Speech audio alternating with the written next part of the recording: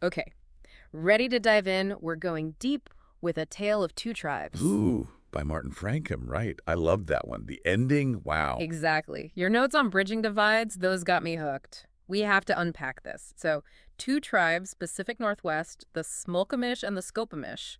Francom isn't playing around. This is about real social dynamics just hidden in fiction. Totally. Like, he's saying conflict isn't because people can't get along, it's because they don't get each other.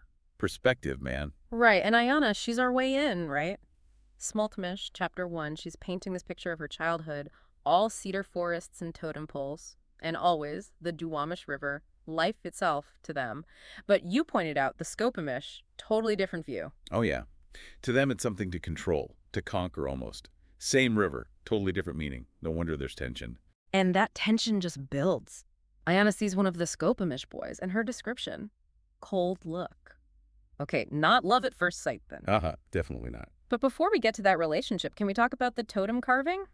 Chapter 1, when Ayana's learning, I was riveted. Francom did that on purpose. All that detail. It's not just carving, it's like cultural DNA. The tools, the wood, the stories they tell while carving. It's how identity gets passed down. Each piece means something, not just random, right? Like when she talks about the eagle, wolf, and bear. That's their history right there in wood. Exactly. Symbolism. Even in a made-up story, Francom grounds it in real stuff. Makes you think, what are our Dayar totems, you know? What Right. tells people who we are? Ooh, good one. Okay, but chapter 2, things get real. Ayana meets Nakota, our Skopamish boy. Electric, Francom calls it. But also forbidden. Generations of bad blood. Deep-rooted stuff. And of course, they clash over fishing rights, back to that river tension. But then Nakota helps Ayana out of nowhere. The way Francom writes it, you're there. The mist, the yelling, even the river smell. All those details are pulling us in, making us feel it. Right, like you're shivering alongside them. But why is Ayana so drawn to Nakota? They're supposed to be enemies. That's Francom planting the seed. Yeah. Ayana's looking past all the stories she's heard, right? Questioning her assumptions. It's the start of something bigger. We all do that, though. Make up stories about people we don't know. It's like we trap ourselves, you know? Those stories become our whole world. Oh, for sure. In-group, out-group, classic stuff. Psychology 101. We love to make the other side the bad guys, right? Even with zero evidence. Propaganda Central. What do you think Ayana grew up hearing about the Skopamish? Oh, come on. Probably the worst. And here she is face to face, and it's not matching up. That's when Francom gets good.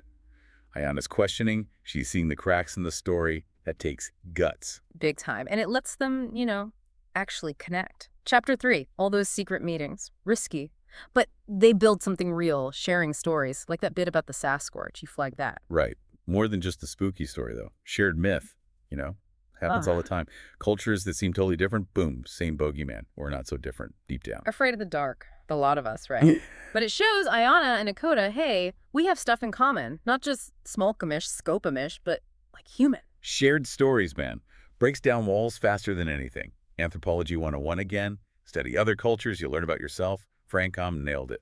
Okay, but let's be real. It ain't all sunshine and Sasquatches, right? Chapters 3 and 4, they're on edge constantly. Someone's gonna catch them, you just wait. Francom's good with that, though. Uses nature to mirror their mood, remember. The river gets scary, the forest is darker, even the weather is against them. And nature itself is going, uh-oh, this is gonna be bad. And then, chapters 5, 6, 7, wham! Triple whammy! The tribes are fighting worse than ever, Mount Rainier's about to blow, and Ayana, she's gotta choose. Talk about upping the stakes. And that Lahar, not just some random disaster. Francom's making a point. Suddenly, hating each other doesn't matter as much when everyone's about to be lava soup. Right, like all those old arguments just, poof, irrelevant. Humans are weird, man. We'll fight forever, but a shared enemy. We team up. It's in our programming or something. So the Lahar, scary as it is, it's also a chance to hit reset. Exactly. Time to decide what really matters. Old grudges or, not dying, tough choice. And Ayana and Nakota, they're like, we got this. Chapter 6, their plan.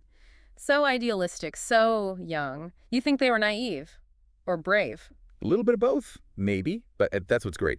The older generation, they're stuck, but Ayana and Nakota, they see a different future, even if it gets them killed. And they know deep down it's the only say way. United or die. Literally. But Francom doesn't make it easy. Remember chapter 6 and 7? People hated that plan. Oh, for sure. Some of those elders, so stubborn. Rather die than admit the other guys maybe aren't so bad. That's the thing about change, right? It's scary. You got to face your own junk, admit you might have been wrong. Yeah. Messy stuff. But they keep going. Ayana and Dakota, they don't back down. What is it with those two? They got love, man. And hope. They're holding on to that, even when everyone else is losing their minds. Plus, they're not dumb. They know the old ways are broken. Time for something new. It's inspiring, no lie, but also easier said than done, yeah. Then we hit part 4, Francom's like, hold my beer. Chapter 8, it's escape time, the Lahar's coming, everyone's panicking. And they're trying to save the totems.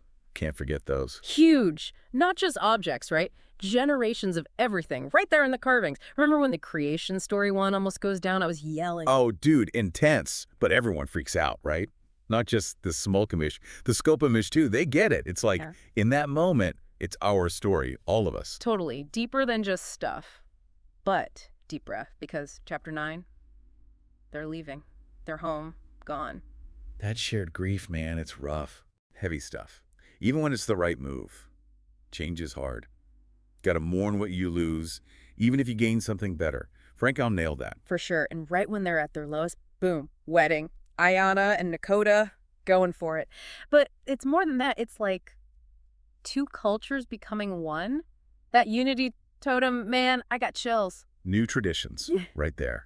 And the council trying to lead this new tribe, the Muckleshoot, whole new world, problems and all, like that food shortage. Yikes. Talk about testing their limits. Could have gone full Lord of the Flies, easy, but they didn't. Because they learn, man. Instead of fighting over scraps, they team up. Skopamish, no fishing. Smolkamish, no plants. Boom. Diversity saves the day. Francom sneaky, though. Just when you think it's a happy ending. Those kids burning the totem. What the heck? Yeah, reality check. Change is messy. Mm-hmm. Always some idiot with a lighter. You know, Francom's reminding us it's never over. But how they react, Ayana and Dakota, that's the thing. No revenge, no going back to the old ways. They choose understanding. Wild. Transformative justice, man. Big, big idea. Not about punishment, but putting things right. Yeah. Healing, not just hurting back. Hard to do, but powerful. So those kids, they get to help rebuild. Part of the solution, not just the problem anymore. Man, that's deep. It is. Shows how much Francom's thought about this stuff. Real solutions are complex, you know. No easy answers. And the bookends. That rebuilt totem. Stronger, more interesting than the first one. Kind of beautiful, you know. Hopeful, right? Like, yeah, things fall apart, but we can build them back up. Better this time. But we got to do it. Man. So, A Tale of Two Tribes. Yeah, it's about getting along, but it's more than that. It's about the stories we tell, the risks we take, and how to forgive even when it hurts. If Francom can imagine that, maybe we can too, you know? In the real world, I mean. Worth a shot, right? Otherwise, we're just repeating the same old story. And that's on us. Truth. Well, on that note, this deep dive, over, but hopefully it's got us all thinking. Thanks for being here. And until next time, keep asking those good questions, everybody.